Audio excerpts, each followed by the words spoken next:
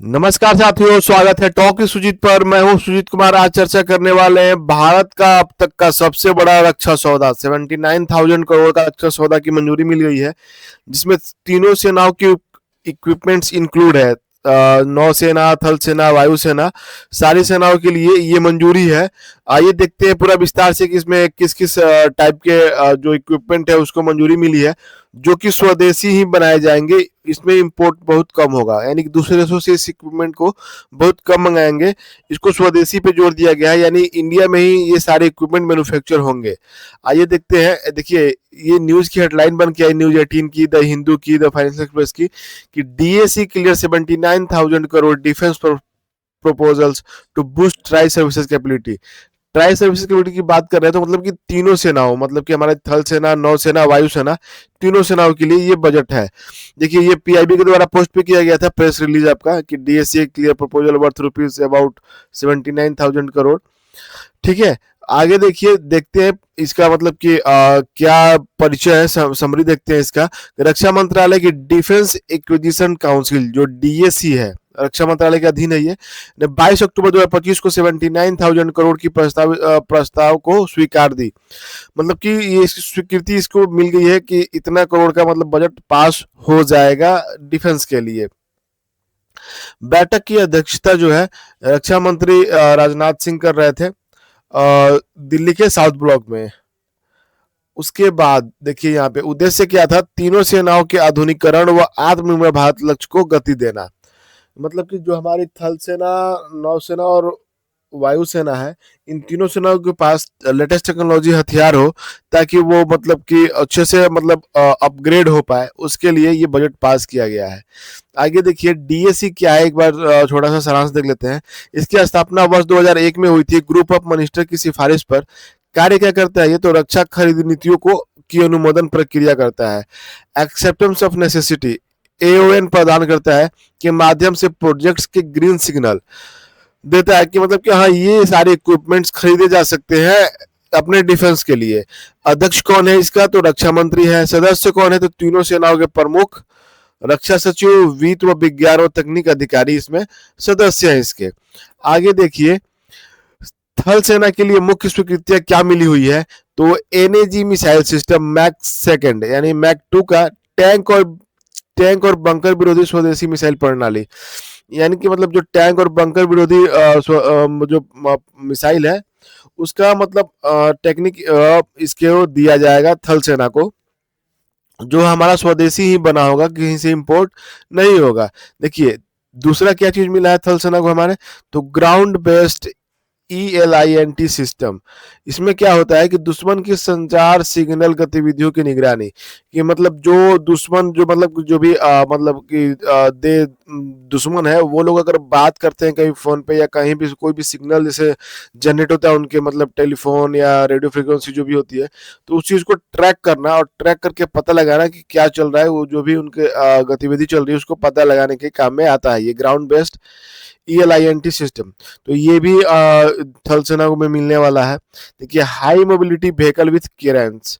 देखिए, इसमें क्या है कि मतलब लॉजिस्टिक और फील्ड ऑपरेशन में सुधार, यानी कि जो भी व्हीकल है हाई, अब मतलब कि एक जगह से दूसरी जगह जाने के लिए, वो चीज भी इसमें है। वैसी भी गाड़ियां, किरान भी, मतलब कोई सामान उठाने के लिए ऐसी गाड़ियां भी थल सेना को दी जाएंगी। आगे देखिए, नौसेना के लिए क्या इसमें है, तो नौसेना के लिए four landing platform dock LPD, बड़े पैमाने पर उभयचर ऑपरेशन के लिए 30 mm नेवल सरफेस गन, नवीनतम फायर कंट्रोल सिस्टम से सुसज्जित। मतलब 30 mm का जो नेवल सरफेस गन है ये भी इसमें ऐड है। Advance lightweight टारपीडोज ALWTS। देखिए, ये DRDO विकसित करेगा, मतलब DRDO बनाएगा इसका पनडुब्बी विरोधी क्षमता, मतलब कि जो पनडुब्बी को मारने के लिए टारपीडो आते हैं ना, उससे बचने के लिए या फिर उसको काउंटर अटैक करने के लिए ये आता है आपका एडवांस लाइटवेट टारपीडोज। देखिए, electro optical infrared search and track system, लक्ष्य का पता लगाने की क्षमता बढ़ाएगा। मतलब कि जो समुद्र के अंदर क्या होता है ना, कि शीशा नहीं होता है, दिखाई नहीं देता, तो उसमें क्या होता है, सिग्नल के माध्यम से, रडार के माध्यम से हम देखते हैं कि आगे क्या है क्या नहीं है, रास्ता किधर से है, और कुछ दूरी पे कोई ऑब्जेक्ट है तो कैसे है, तो उसके लिए सिग्नल जो है मतलब कि सिग्नल के थ्रू पता करते हैं, तो ये इलेक्ट्रो ऑप्टिकल इंफ्रारेड जो सिग्नल है सर्च है, ये सिस्टम लगाया जाएगा अपने पनडुब्बी के अंदर। आगे देखिए वायुसेना के लिए मुख्य स्वीकृतियां क्या मिली है, मतलब कि जो हमारा एयरफोर्स है उसके लिए, तो collaborative long range target saturated and destruction system, CLRTS या DS, लंबी दूरी पर कई लक्ष्यों को समानांतर नष्ट करने की क्षमता, यानी कि मतलब कि बहुत डिस्टेंस के पे भी बहुत सारे टारगेट को एक साथ डिस्ट्रॉय करने की क्षमता इसमें है। रडार, सर्विलांस, ड्रोन और उन्नत नेविगेशन सिस्टम का इंटीग्रेशन, यानी सारा एक साथ इसको मतलब इंटीग्रेट करके एक बेहतर कम्युनिकेशन सिस्टम बनाया जाएगा, जिसमें हम सब कुछ सर्विलांस कर सके, सब कुछ कंट्रोल कर सके, एक साथ सबको सिंक्रोनाइज कर सकते हैं सारे सिस्टम को। आगे देखिए प्रमुख सैन्य प्रणालियों का रणनीतिक महत्व क्या है। देखिए NAGM के सेकंड ने सीमाएं रक्षा और टैंक विरोधी संचालन में बढ़त मिलेगा। LPD से समुद्र आपदा सैन्य अभियान और मानवीय मिशन को लचीलापन मिलेगा, मतलब कि थोड़ा सा यहाँ पे जो भी समुद्र में आपदा आएगी या सैन्य अभियान करना होगा उसके लिए अच्छा है जो डॉकयार्ड आए आपका मिल जाएगा LPD। आगे देखिए ALWT टारपीडो से पनडुब्बी रोधी क्षमता मजबूत होगी।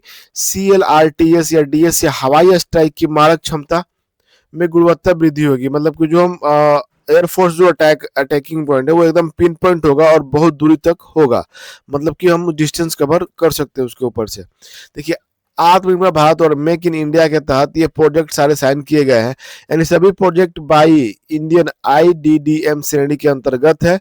DRDO, वेल, HAL जैसी संस्थाओं की मुख्य भूमिका रहेगी इसमें। स्वदेशी रक्षा उद्योग को लगभग 70,000 करोड़ का प्रत्यक्ष लाभ अनुमानित है कि इतना हो सकता है, मतलब इसमें विदेशी मतलब कि विदेशी कंपनियों को इसमें मतलब नहीं होगा कि मतलब हम इंपोर्ट नहीं करेंगे, सारा खुद से ही बनाएंगे। देखिए तुलना करें तो अगस्त 2025 में भी रक्षा बजट पास हुआ था, जिसका मुख्य फोकस था drone, surveillance system, night vision खरीदना। नाइट विजन ये होता है कि जो रात में देखने के काम आता है अंधेरे में, तो ये सब खरीदना। बाकी जो अक्टूबर में अभी जो हाल फिलहाल पास हुआ है 79,000 करोड़ का, ये मिसाइल, LPD, ALWT, CLRTS खरीदने के लिए, मतलब ये सब इक्विपमेंट के लिए पास हुआ है। इसमें सबसे बड़ी बात यह है कि ये इंडिया में बनेगा, ये इंपोर्ट नहीं होगा कहीं से। देखिए चुनौतियां और सुधार के क्षेत्र क्या है कि उत्पादन और डिलीवरी टाइमलाइन सुनिश्चित करना, यानी कि हम जो भी प्रोडक्ट से डिलीवरी करेंगे वो एक टाइमलाइन के अंदर करेंगे, ये नहीं कि मतलब आज मिला तो हम 10 साल 15 साल इसमें लगा दिए, ऐसा नहीं है। अगर आपको मिला तो उसको टाइमलाइन, यानी एक टाइमलाइन डिसाइड करेंगे, उसके अंदर ही बनाएंगे, तब जाके जल्दी इंप्लीमेंट हो पाएगा। पारदर्शिता व गुणवत्ता नियंत्रण की कठोर मॉनिटरिंग, इसमें ट्रांसपेरेंसी और क्वालिटी मॉनिटरिंग का जो भी है कंट्रोल करने का बहुत मतलब हार्ड मॉनिटरिंग करना पड़ेगा, ताकि हमारा जो भी इक्विपमेंट है उसकी क्वालिटी अच्छी हो। निजी क्षेत्र की साझेदारी और निर्यात संभावनाओं का विस्तार, यानी जो भी प्राइवेटाइजेशन है इसमें थोड़ा सा हिस्सा उसका बढ़ेगा तो काम जल्दी होगा, रुकेगा नहीं। देखिए भविष्य दृष्टि, फ्यूचर आउटलुक समझते हैं। 2030 तक रक्षा आयात में 50% की कमी का लक्ष्य, मतलब जो हम बाहर से सामान डिफेंस इक्विपमेंट मंगाते हैं उसमें 2030 तक लक्ष्य रखा गया है कि इसमें 50% हम कम कर देंगे, इंडिया में ही बनाएंगे सारा कुछ। देखिए भारत वैश्विक रक्षा निर्यात केंद्र के रूप में उभर रहा है। संयुक्त अभ्यास और रक्षा सहयोग की रणनीतिक साझेदारी मजबूत होगी। आगे देखिए निष्कर्ष क्या निकलता है इसका कि DAC की यहाँ मंजूरी भारत की रक्षा आधुनिकीकरण का मील का पत्थर है, कि मतलब कि हाँ ये जो मंजूरी दिख रही है कि भारत के जो भी रक्षा मतलब सेनाएं हैं, तीनों सेनाएं, इनकी मतलब कि जो अपग्रेडेशन है वो टाइम पे हो रही है, क्योंकि टाइम के साथ अपग्रेड भी होना है, सेना को इक्विपमेंट, रक्षा इक्विपमेंट को अपग्रेड करना होता है, वो सब हो रहा है इंडिया में। तीनों सेनाओं की आक्रामक और रक्षात्मक क्षमताओं की ऐतिहासिक वृद्धि, मतलब इसमें जो भी पावर है तीनों सेनाओं की पावर में इजाफा होगा, क्योंकि इनके पास टेक्नोलॉजी, लेटेस्ट टेक्नोलॉजी, हथियार, इक्विपमेंट होंगे, इसलिए इस वजह से। देखिए इसमें सबसे बड़ी बात क्या है, आत्मनिर्भर भारत इन डिफेंस के दृष्टिकोण को ठोस आकार मिला, यानी जो भी आत्मनिर्भर मिशन चल रहा है, मतलब कि जितने भी इक्विपमेंट अब मैंने आपको बताए सारे इंडिया में ही बनने वाले हैं, और सब में अपनी इंडिया की कंपनी ही पार्टिसिपेट करने वाली है। तो जाहिर सी बात है कि इंडिया को ग्रोथ मिलेगा, बूस्ट मिलेगा इस पे। फिलहाल इस वीडियो में इतना ही। जो हमारे चैनल पर नए हैं वो हमारे चैनल को सब्सक्राइब कर लीजिए, लाइक करिए, कमेंट करिए, शेयर करिए। मिलते हैं नेक्स्ट वीडियो में, तब तक के लिए धन्यवाद।